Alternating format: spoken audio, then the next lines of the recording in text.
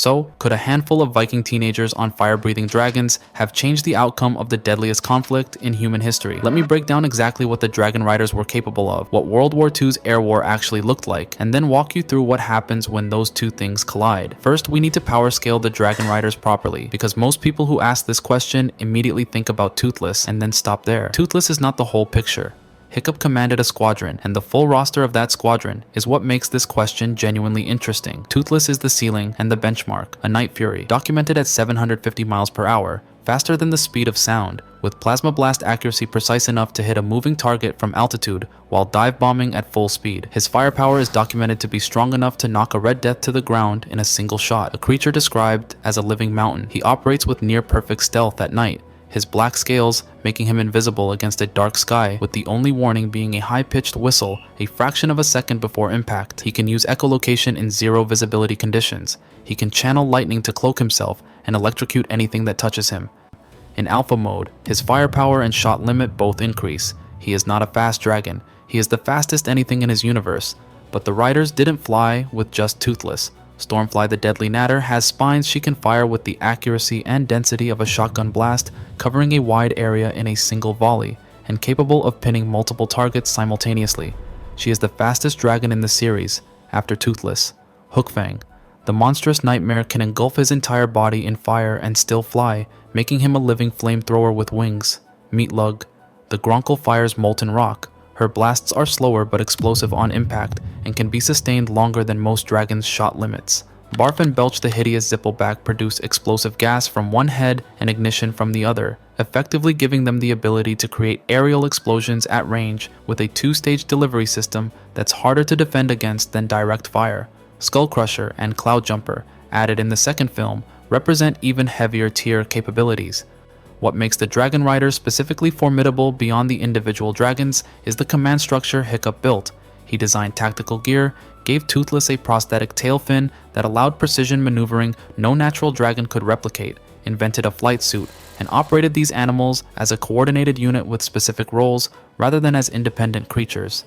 He had 5 years of aerial combat experience against opponents who had both more numbers and, in some cases, more raw power. The Riders were not just powerful, they were tactically sophisticated. Now let's establish what the air war in World War II actually looked like, because the specific context matters enormously for this analysis. The Battle of Britain is the relevant starting point. Between July and October 1940, the Luftwaffe attempted to achieve air superiority over Britain as a precondition for the planned land invasion. They deployed Messerschmitt Bf-109s, the best German single-engine fighter of the early war period, against RAF Spitfires and Hurricanes. The Spitfire, the best British fighter of the era, had a top speed of around 360 miles per hour in its early Battle of Britain variant, reaching 430 to 446 miles per hour in later Griffin-powered versions. Its ceiling was approximately 34,000 to 43,000 feet, depending on variant. Its greatest asset was its tight turning circle and exceptional maneuverability at high speed, which made it the most feared dogfighter in European skies. The entire Battle of Britain came down to numbers, attrition, and the specific performance gap between aircraft that were closely matched. The RAF won because the Luftwaffe ran out of time and couldn't sustain losses faster than Britain could replace pilots and aircraft. It was a war of margins. Tiny performance advantages and tactical innovations decided outcomes at the scale of individual dogfights that collectively determined the course of history. Now introduce Toothless into that equation, a Night Fury. Flying at 750 miles per hour is moving roughly twice as fast as a Spitfire at its absolute peak performance.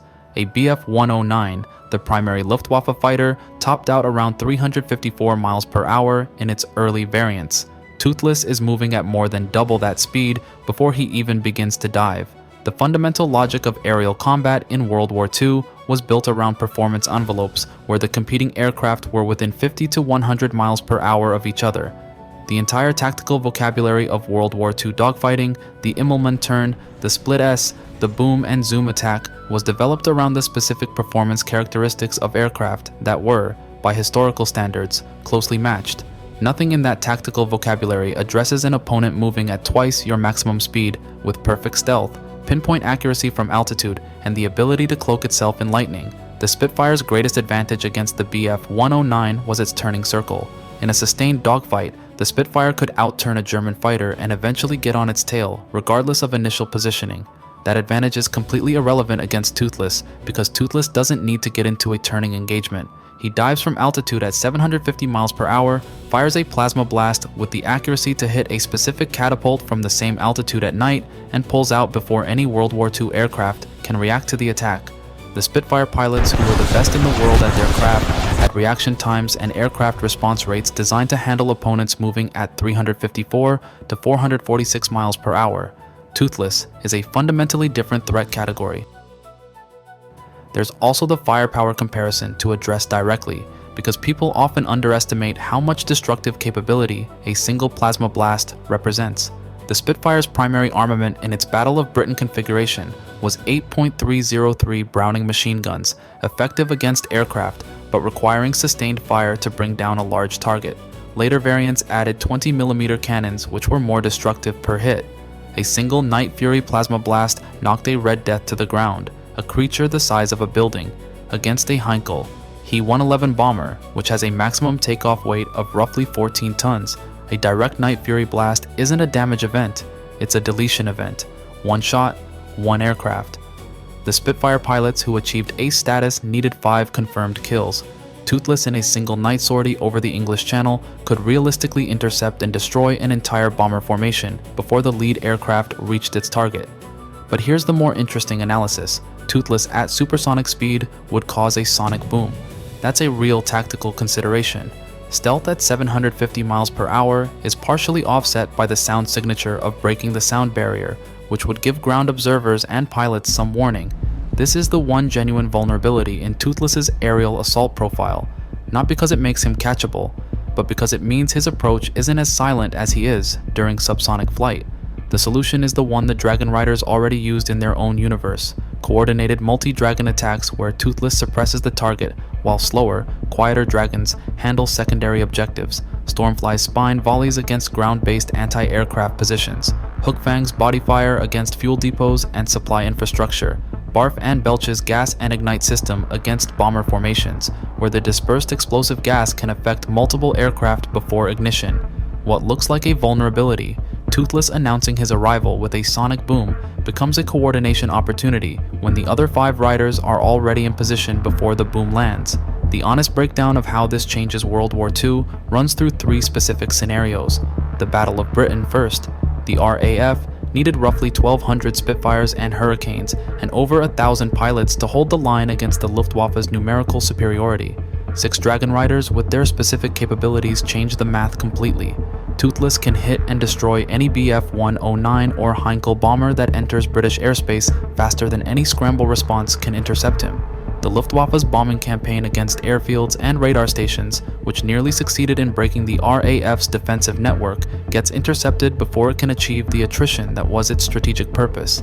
The Battle of Britain likely ends weeks earlier, with significantly fewer RAF losses, because Toothless alone can interdict any daytime bombing raid at altitudes and speeds the Luftwaffe cannot counter. The key moment in the Battle of Britain isn't usually taught as a single event, but it was a single decision. On August 24, 1940, German bombers accidentally hit central London, Churchill ordered a retaliatory raid on Berlin, and Hitler in a fury switched the Luftwaffe's primary targets from RAF airfields to London. That switch gave the RAF the breathing room it needed to rebuild its shattered airfield infrastructure and pilot reserves. Without that mistake, the RAF was roughly 2 weeks from losing the ability to sustain effective resistance. Dragon Riders present at that moment don't rely on a German navigational error to save Britain. They interdict the airfield bombing campaign directly before attrition reaches the critical threshold. The historical accident that saved Britain becomes instead a certainty. Night bombing, the Blitz, is where the Dragon Riders become even more decisive. The reason cities burned in 1940 and 1941 is that night fighters couldn't find the bombers reliably in the dark. Night Fury, echolocation, and night vision mean Toothless can detect, track, and engage a Heinkel He-111 in complete darkness with the same precision he uses in daylight. The entire strategic logic of the night bombing campaign collapses against a single dragon that functions better in the dark than in daylight. Eastern Front, 1941 and beyond, is where the numbers problem becomes relevant. The Eastern Front involved thousands of aircraft on both sides, across thousands of miles of front. 6 Dragon Riders cannot be everywhere. They can destroy any target they engage with certainty, but they are still 6 riders. Strategic bombing campaigns, sustained air superiority across continental distances, these require attrition capacity that 6 individuals and their dragons cannot provide around the clock. The Dragon Riders change specific battles. They cannot substitute for an air force at the scale of Operation Barbarossa's theater. So what's the honest answer? The Dragon Riders don't win World War II by themselves. 6 people, however extraordinary their capabilities, cannot sustain 24-hour operations across a continent-spanning conflict over 4 years. They get tired. The Dragons have shot limits that require recharge time. Coordinated Dragon attacks on a Berlin munitions factory don't address Japanese carrier operations in the Pacific simultaneously. The war is too large and too long for 6 people to decide alone. What they change is everything that happens in 1940. The specific crisis point of the Battle of Britain, where the entire Allied war effort nearly collapsed before America entered, where the loss of air superiority over Britain would have enabled an invasion that the historical record suggests Britain could not have repelled on the ground. That crisis point ends differently with Dragon Riders present. Toothless Flying Night interdiction against the Luftwaffe's bombing campaign preserves the RAF's radar network and airfields. That preservation keeps Britain in the fight long enough for American entry to become the decisive factor it historically was. They don't end the war alone. They prevent it from being lost at the moment it came closest to being lost, which, in 1940, with Britain standing essentially alone, and 2 weeks from losing its air defense capability, was all the difference in the world. The reason this question is so interesting beyond the spectacle of dragons versus Spitfires is what it reveals about how the Dragon Riders actually fought. Hiccup didn't build a weapons program. He built a partnership model where human tactical intelligence combined with dragon capabilities produced something neither could achieve alone. That partnership model, coordinated, adaptive, built on genuine communication between rider and dragon, is actually what makes them more than just a fast weapons delivery system. It's what makes them a genuine military asset in a conflict that, more than any other in history, was decided by the specific gap between what your capabilities could do and what your opponent could adapt to, counter. And Hiccup's specific genius is worth naming here because it's easy to credit the dragons and overlook the rider. Hiccup designed the prosthetic tail fin that gave Toothless his full maneuverability. He invented a flight suit that let him function as a co-pilot rather than a passenger. He wrote the first comprehensive dragon manual in his universe's history, turning instinct and observation into transferable tactical knowledge. He defeated Drago Bloodvist's entire army, including a Bewilderbeast, the largest dragon alive, through applied tactical intelligence when raw firepower alone would have failed. He is not just a rider. He's the first military strategist in his universe to understand that dragon capabilities and human tactical thinking are more powerful in combination than either is alone. Apply that mind to 1940. Hiccup watches one Luftwaffe raid on a British airfield, identifies the approach vectors, the formation patterns, the specific aircraft types, and the altitude windows they use. He then designs a Dragon Rider interception protocol around that intelligence that exploits every gap in the Luftwaffe's approach.